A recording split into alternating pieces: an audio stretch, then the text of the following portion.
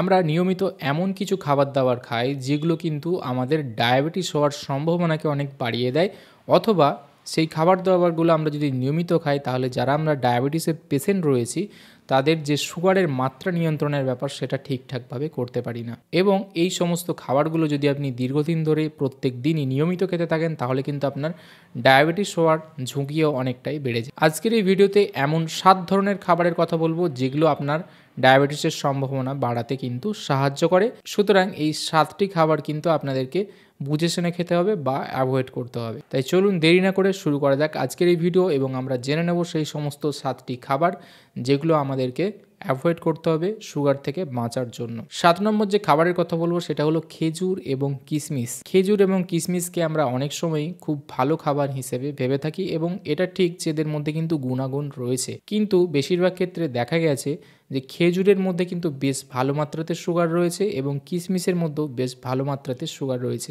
যেটা কিন্তু সুগার পেশেন্টদের জন্য একদমই ভালো নয়। এক্ষেত্রে যাদের ডায়াবেটিসের সমস্যা নেই তারা মাঝে মধ্যে কিন্তু খেজুর খেতে পারেন বা কিশমিশ খেতে পারেন, অসুবিধে নেই। তবে ডায়াবেটিসের সমস্যাতে যারা ভুগছেন তাদের খেজুর না খাওয়াই ভালো। একান্তই যদি আপনার মনে হয় কোনো সময় খাবেন তাহলে আপনারা 1 থেকে 2টো খেজুর পিস খাবেন, সেটাই আপনাদের জন্য যথেষ্ট। কিশমিশ যদি খেতে চান 3 থেকে 4টে কিশমিশের দানা খেলেই আপনাদের জন্য যথেষ্ট। তবে এক্ষেত্রে আমি আপনাদেরকে একটা উপায় বলতে পারি যেটা করলে কিন্তু ডায়াবেটিস পেশেন্টরাও এই যে 1টা বা 2টো করে খেজুর বা কিশমিশ খেতে পারেন মাঝে মধ্যে। আপনাদেরকে কি করতে হবে, যখন আপনি কিশমিশ বা খেজুর খেতে চাইবেন এই খাবারের সঙ্গে আপনাদেরকে প্রোটিন রাখতে হবে, প্রোটিন জাতীয় খাবার। অর্থাৎ সবথেকে ভালো হয় আপনি যদি যে কোনো টাইপের বাদাম রাখেন আপনার এই খাবারের সঙ্গে। বাদাম বা এই প্রোটিন জাতীয় খাবার কি করবে না, এদের যে সুগারের মাত্রাটা সেটাকে হঠাৎ করে বাড়তে দেবে না শরীরের মধ্যে বা ব্লাডের মধ্যে, যাতে করে আপনার ব্লাড সুগার লেভেলের যে হঠাৎ স্পাইক সেটা কিন্তু আটকাবে এবং ডায়াবেটিস পেশেন্টদের কিন্তু এক্ষেত্রে ক্ষতি হওয়ার যে সম্ভাবনাটা সেটা অনেকটাই কমে যাবে। সুতরাং আপনারা খেজুর এবং কিশমিশ পারলে অ্যাভয়েড করতে পারলে, বিশেষ করে যারা ডায়াবেটিস রয়েছে তাদের জন্য সবথেকে ভালো। যদি খেতে চান মাঝে মধ্যে খেতে পারেন, তবে এই পদ্ধতি অবলম্বন করে খেলে আপনাদের জন্য ভালো হবে। এবারে চলে আসি 6 নম্বর যেটা খাবার, সেটা আমাদের অনেকেরই অত্যন্ত প্রিয় খাবার, সেটা হলো ফ্রেঞ্চ ফ্রাই।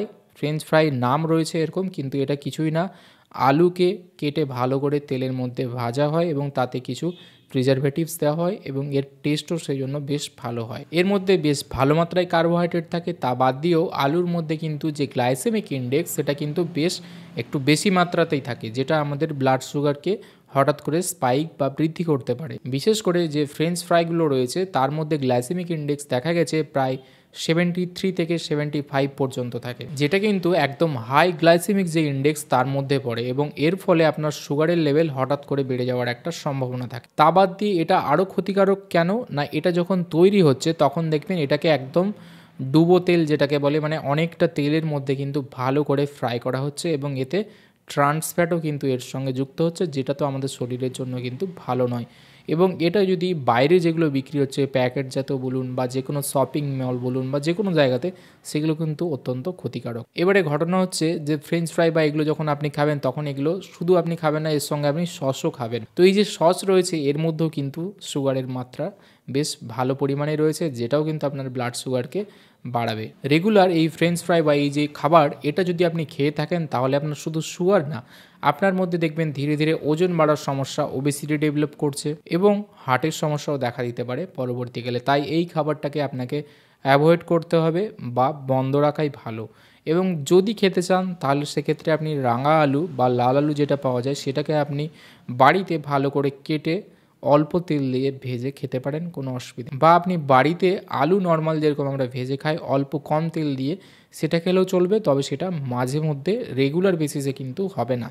বাইরেরটা কিন্তু আপনাকে একদমই বাদ দিতে হবে। 5 নম্বর যে খাবারের কথা বলবো সেটা কিন্তু আমাদের দৈনন্দিন জীবনে আমরা যে খাবারগুলো খাই তার মধ্যে কোথাও না কোথাও রয়েছে, সেটা হলো ময়দা জাতীয় খাবার। আমাদের যখন দিন শুরু হচ্ছে, ঘুম থেকে উঠছি তখন থেকে আমরা ময়দা জাতীয় খাবার দিয়ে কিন্তু দিন শুরু করছি।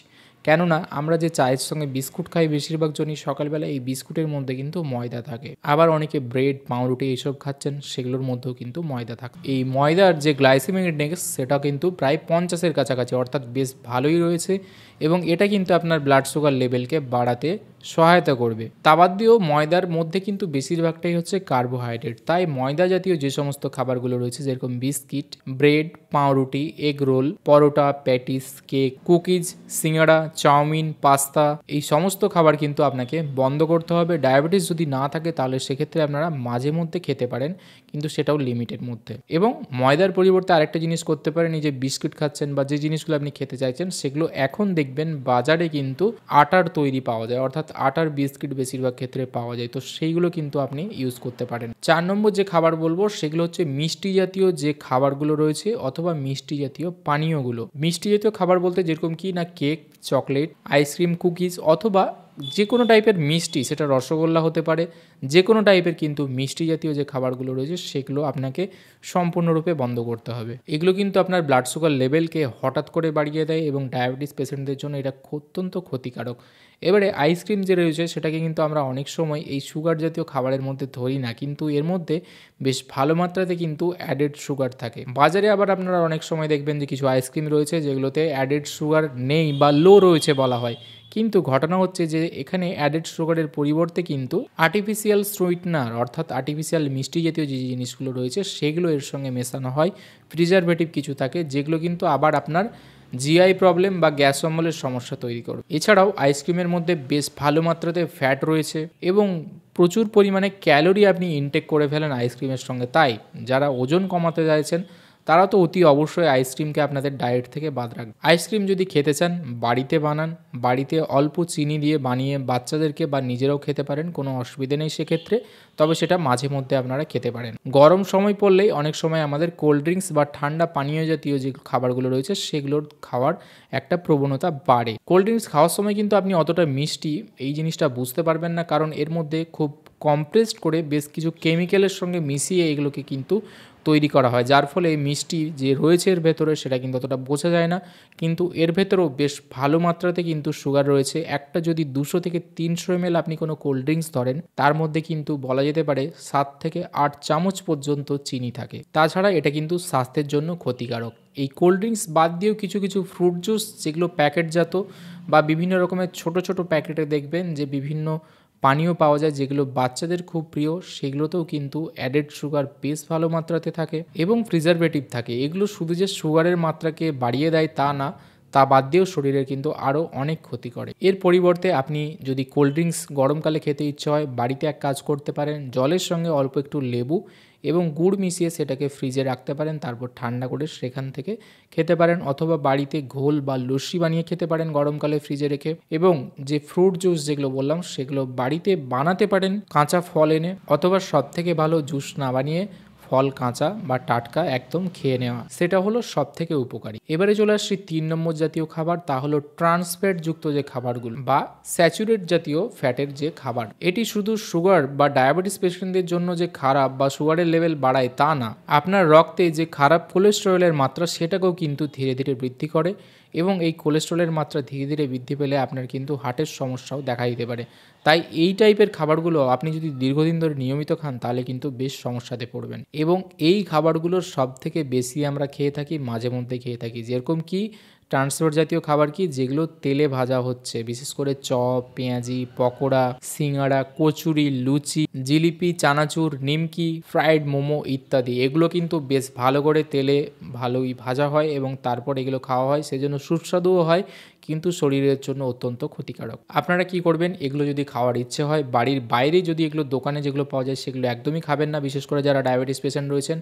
অনেক সময় ইচ্ছে হয় যে একটা দুটো খাবার, সেক্ষেত্রে বাড়িতে বানিয়ে নেবেন বা বানিয়ে দেবেন যে সমস্ত ডায়াবেটিস পেশেন্টরা রয়েছেন, এবং সেগুলো কিন্তু মাঝে মধ্যেই, রেগুলার যেন না হয়। এবারে 2 নম্বর যে খাবারের কথা বলবো সেটা হলো অ্যালকোহল। অনেকের মধ্যেই দেখা গেছে যে অ্যালকোহল বা মদ্যপানের একটা নিয়মিত করার জন্য কিন্তু তাদের ব্লাড সুগার পরবর্তীকালে ডেভেলপ করেছে, ডায়াবেটিসের সমস্যা ডেভেলপ করছে, কারণ অ্যালকোহল আমাদের শরীরে যে ইনসুলিনের কাজ, সেই ইনসুলিনের যে এফিসিয়েন্সি বা ইনসুলিনের যে এফেক্টিভনেস, কার্যকারিতা, সেটাকে কিন্তু ধীরে ধীরে কমিয়ে দেয়, যার ফলে আপনার শরীরে কিন্তু ব্লাড সুগার নিয়ন্ত্রণে থাকবে না। তাই আপনাকে তো অতি অবশ্যই, আপনি যদি ডায়াবেটিস পেশেন্ট হন তাহলে তো আজ থেকেই আপনাকে বন্ধ করতে হবে, এবং পরবর্তীকালে যদি আপনার ডায়াবেটিসের সম্ভাবনা আপনি কমাতে চান তাহলে সেক্ষেত্রেও অ্যালকোহলকে আপনার রুটিন থেকে কিন্তু বাদ দিতে হবে। 1 নম্বর খাবারের যেটা কথা বলবো সেটা আমাদের সবার খাবার, আমরা সবাই খাই, বিশেষ করে বাঙালিরা, তা হলো ভাত, তবে সবথেকে যেটা কথা বলতে হবে এখানে, সাদা চালের ভাত। আপনার ভাতের রং যত সাদা হবে, চাল যত রিফাইন হবে, আপনি আপনার সুগারের মাত্রাকে তত বাড়াতে সাহায্য করবেন। কারণ কি না, এই চালগুলো যখন ফ্যাক্টরিতে যত পালিশ করা হয় তত কিন্তু এগুলো সাদা হয়, এবং যত পালিশ করা হচ্ছে, যত সাদা চাল হবে তত কিন্তু নিউট্রিয়েন্টসের ভ্যালু এর মধ্যে কম থাকে। মূলত এগুলো রিফাইন্ড কার্বোহাইড্রেটে পরিণত হয় এবং আপনার রক্তের সুগারের মাত্রাকে বেশ ভালো মাত্রায় বাড়াতে সহায়তা করে। আপনি যদি বেশি পরিমাণে ভাত খান তত বেশি পরিমাণে আপনার সুগার বাড়বে।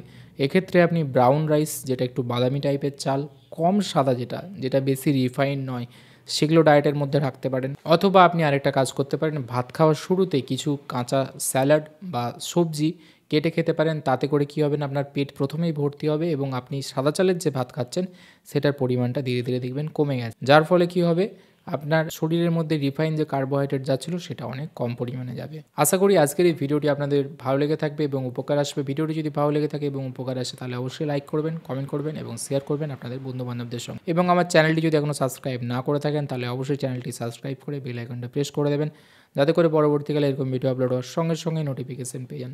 দেখা হবে পরে আবার এরকম একটি ভিডিওতে। ততদিন ভালো থাকবেন, সুস্থ থাকবেন।